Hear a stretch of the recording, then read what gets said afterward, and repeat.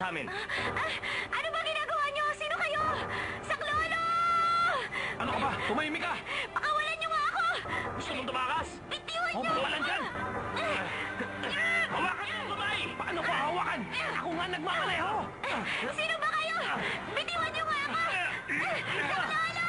Mamaga tayo! Ano ba? Ano ba? Huwag mo babain! Habang nito ah! Sinakaw mo na yan!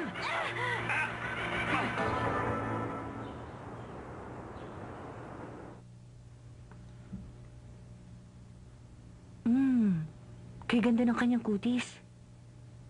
Gamitan natin ang low cycle. Medyo malaki ang kanyang bewang. Gamitin natin ang energy resonator. Maskulado ang kanyang mga braso. Kailangan ng masahe. Medyo malaki sa bahaging ito. Lagyan mo na seaweed mask. Sino ba kayo? Huwag kang magalaw. Sandali lang. Ano ba? Sino ba kayo? Mahiga Bitiwan niyo nga ako. Sandali lang sa'yo. Ito po sa'yo. Ano bang ginagawa niyo sa akin? Ano ba? Bakit niyo ako hinuhubaran? Ano ba? Sinabi na mahiga ka lang. Ano ba? Hindi! Pumasok kayo.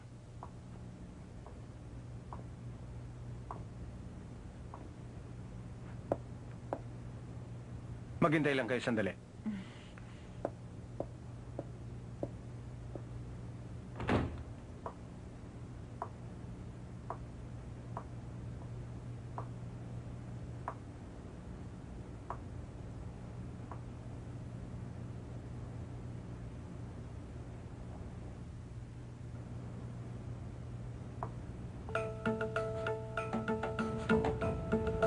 Kumusta? Nagustuhan mo ba ang ayos mo ngayon? Anong ginagawa mo rito? Itong bahay ko. Bahay mo? May beauty salon ka sa bahay mo? Ganyan ang buhay ng nasa upper class. Ito ang klase ng buhay na hindi mararanasan kailanman ng nasa lower class. Pero napatunayan ng isang pangkaraniwang tulad mo. Pagkatapos ayusan, pwede pa rin magmukhang mayaman. Ano sa palagay mo? At anong gusto mo ngayon? Ang gusto ko, sumama ka sa akin. Sumama ako sa'yo? Hawak naman kita sa school, hindi ba? Malaya kang makakagalaw. Kung mag-isa ka lang, pwede kang sumabay sa akin. Ano sa palagay mo? Dapat maging masaya ka. Oo nga, masaya ang pakiramdam. Kasi napatunayan ko kung gaanong sukat ng iyong pagkatao. Napakamateryoso mo. Para sa'yo, katapat ng tao, pera. Hindi mo ako naunawaan. Sa palagay mo ba masaya ako? Kung nakikita ko namang nalulungkot ka sa kalagayan mo? Pwede kitang bigyan ng malaking allowance buwan-buwan ng platinum card. Pumili ka ng kotseng gagamitin mo. Pwede kong ibigay sa'yo ang layo sa buhay. Lahat naman ng bagay sa mundo, salapi ang nagpapagalaw.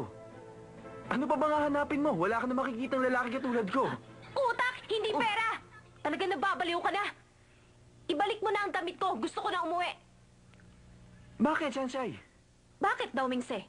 Sa palagay mo, baliw ako? Gusto mo akong bilhin na parang produkto? Hindi mo ako mabibili. Ubusin mo man ang salapi mo. Ano?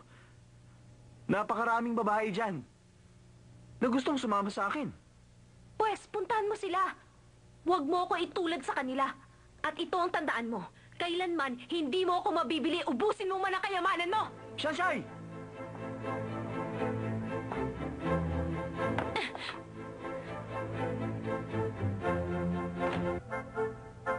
Tabi dyan! Sir?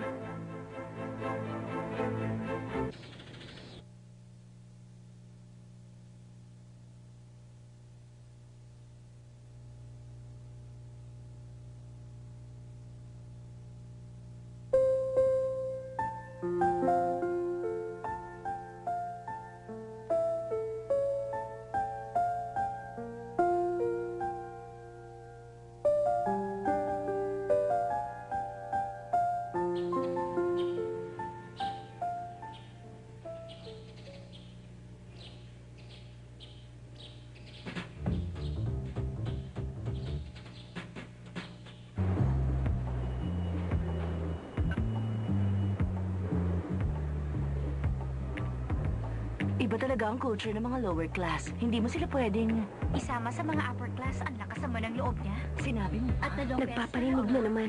Biruin mo yun. Talaga?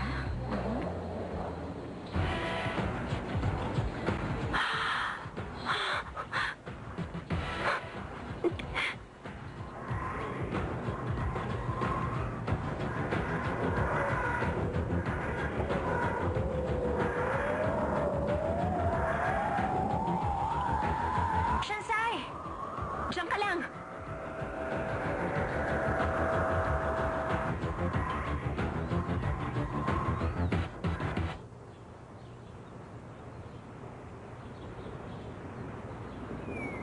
Sobra kang pasikat ngayon ah. For si Shimen lang, hindi maaari makagawa niyan. Sino may sabing hindi ko kaya? Naisip ko lang, walang kwenta. Aksaya sa panahon. Nakakabagot. Lay, ano na? Anong problema? Ano nang gagawin natin si Agit? Ano ba? Hindi ko alam. Ano bang iniisip mo? Mitsuo, Ang sabi ko sa'yo, di mo siya kaya. Aminin mo na. Talo ka na. Huwag niyo kalimutan ang parte ko. hindi pustahan na usapan dito. Reputasyon natin nakataya dito. Daming sir! Anong ginagawa mo? Bastos! Bumaba ka dyan! Hindi totoo mga sinulat mo sa akin! Hindi ako nagpa-abort! Virgin pa rin ako!